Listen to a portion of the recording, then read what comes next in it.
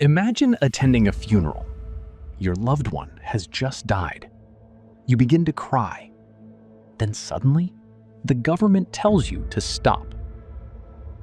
In ancient Rome, there was once a law that actually limited how much women could mourn at funerals. No excessive crying, no tearing your hair, no scratching your face in grief. As strange as it sounds, breaking these rules could get you into trouble. But why would one of history's greatest civilizations regulate something as personal as grief? The answer reveals a fascinating side of Roman society. Around the 5th century BC, Rome introduced one of its earliest legal codes, known as the 12 Tables. Among laws covering property, crime, and family life was one that targeted funeral behavior. Women were forbidden from engaging in excessive displays of mourning. That meant they could not wail uncontrollably, beat their chests, scratch their faces until they bled, or pull out their hair while following a funeral procession.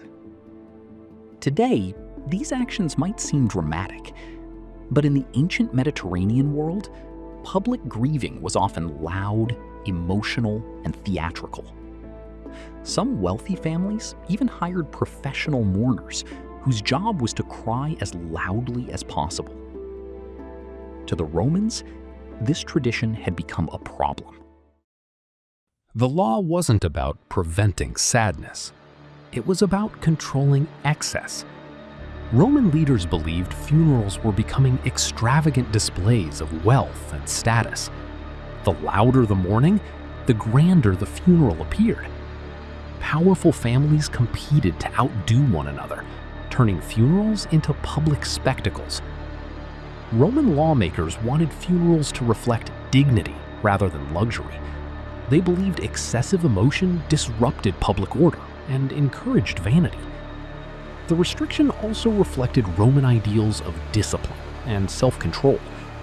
Romans admired the virtue of gravitas, a sense of seriousness, restraint, and composure. Showing too much emotion was sometimes viewed as weakness rather than strength. By limiting dramatic mourning, lawmakers hoped to reinforce these cultural values. Like many ancient laws, enforcement was inconsistent. Powerful families often ignored restrictions if they had enough influence. Professional mourners continued to exist for centuries. Some funerals remained lavish despite repeated attempts by Roman authorities to control them. In fact, Rome passed several additional laws over the centuries, limiting funeral expenses, luxury, and public displays. This suggests the government kept making new rules because people kept breaking the old ones. Human nature, it seems, hasn't changed much in over 2,000 years. To modern ears, telling someone how much they're allowed to cry sounds almost unbelievable. But in ancient Rome, law wasn't only about preventing crime. It also shaped social behavior, public image, and even emotions displayed in public. The funeral laws remind us that the Romans valued order above almost everything else.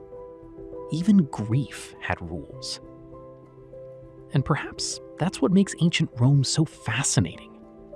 Its laws weren't just about justice. They were about controlling everyday life in ways that still surprise us today. If you enjoyed uncovering one of history's strangest laws, subscribe for more forgotten stories from the ancient world. Because history is often far stranger than fiction.